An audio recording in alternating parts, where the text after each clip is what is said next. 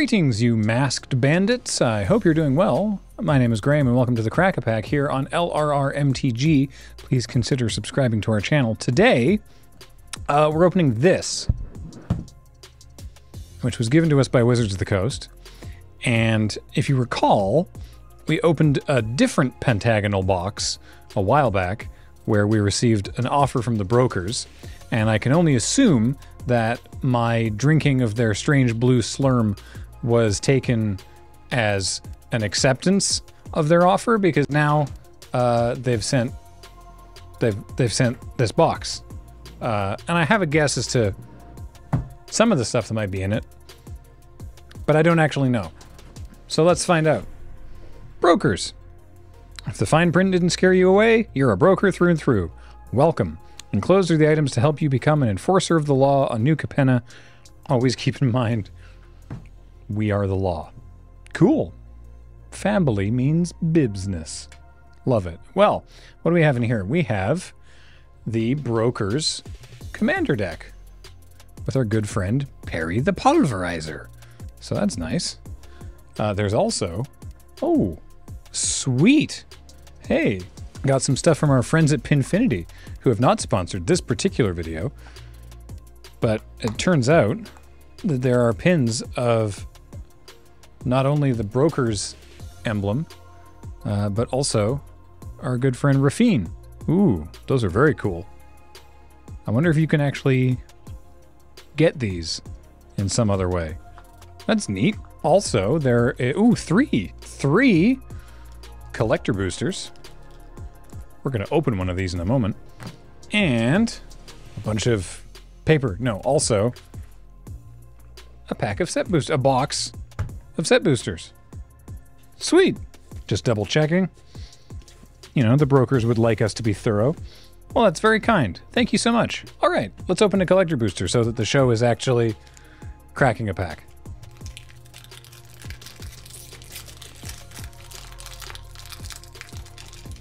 I forgot these collector boosters are actually really tough to open. Ugh. There we go. First up, we've got Witty Roastmaster. 2 and a red for a 3/2 Devil Citizen with Alliance. Whenever another creature enters the battlefield under your control, Witty Roastmaster deals 1 damage to each opponent. They're much more fun in greater numbers, which doesn't make sense like flavorfully.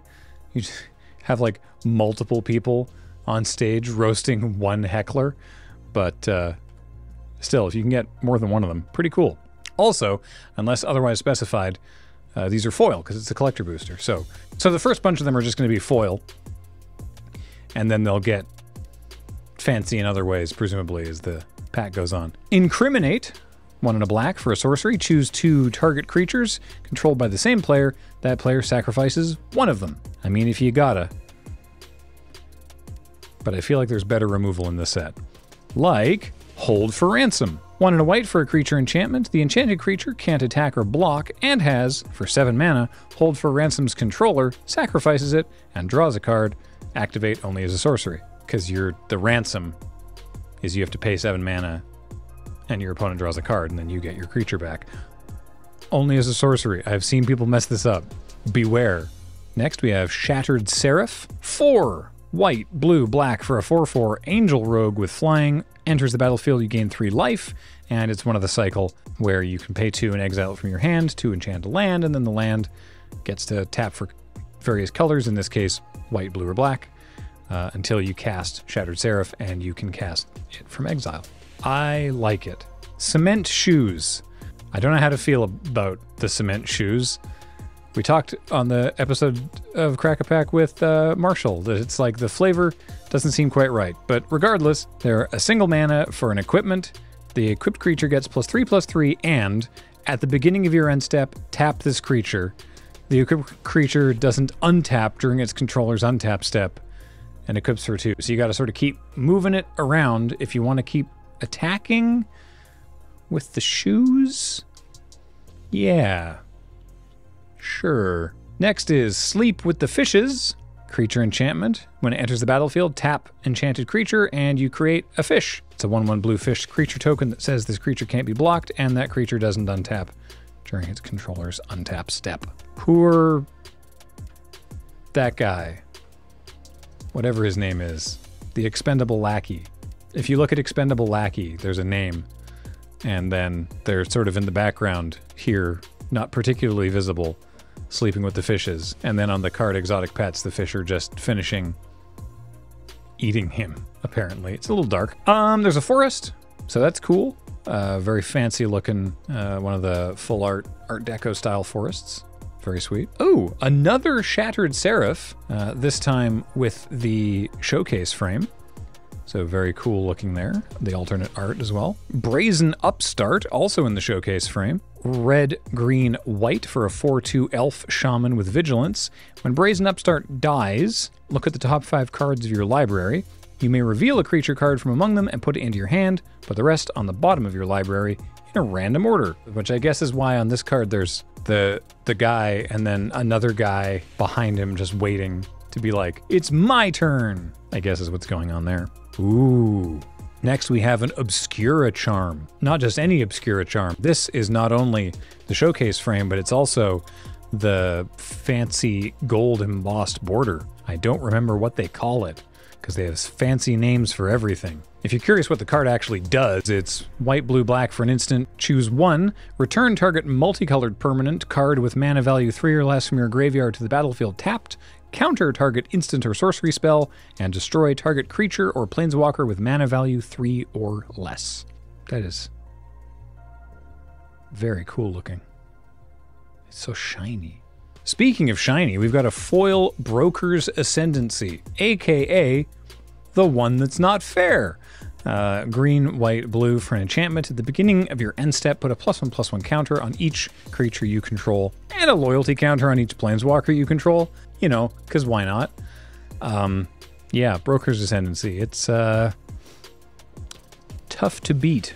Coming at you out of the commander decks, we've got a extended art Cephalid Face Taker, which is quite a name. 2 and a blue for a 1/4 Cephalid Rogue. It can't be blocked. At the beginning of combat in your turn, you may have Cephalid Face Taker become a copy of another target creature until end of turn, except that it's a 1/4 and has this creature can't be blocked. Very cool.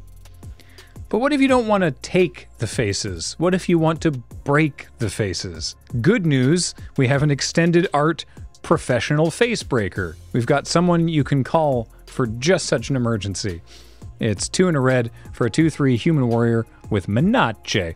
Whenever one or more creatures you control deal combat damage to a player, create a treasure token and sacrifice a treasure token to exile the top card of your library. You may play that card this turn. I love that we got the Face Taker and the Face Breaker both at the same time. That's very cool. We have a Xander's Lounge. Very cool. This is the showcase frame of this cycle of cards. There's 3 different versions of these. There's not even including foils. There's like the regular art, then there's the showcase frame, and then there's the like borderless, like extra fancy ones. These are only, I think, the medium fancy of these lands. But yeah, very cool. Xander's Lounge. It's an Island Swamp Mountain. It taps for all of those. It enters tapped. You could cycle for 3. Good times. We got a double-sided Citizen Treasure Token. And finally, we have a foil showcase frame Hostile Takeover. One of the best cards in the set, easily. 2 blue, black, red, sorcery. Up to 1 target creature has a base power and toughness 1/1 until end of turn. Up to 1 other target creature has base power and toughness 4/4 until end of turn. Then, Hostile Takeover deals 3 damage to each creature. Nice. Wowee. What a pack. Value-wise, this pack clocks in at $26.56 with the Xander's Lounge. Not unsurprisingly, being a little higher than $10. This Hostile Takeover actually, we're estimating because we can't find anyone selling a showcase frame in regular foil.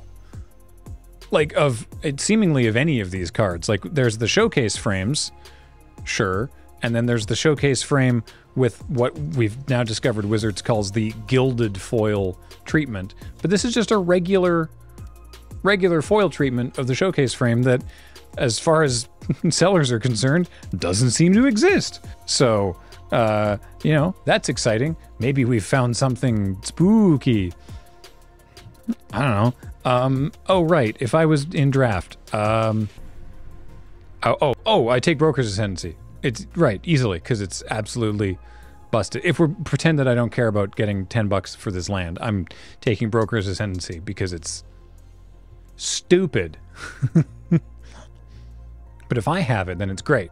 Hey, thanks for joining us on the Crack-A-Pack. Thanks, Wizards, for sending us this pentagonal box of delights.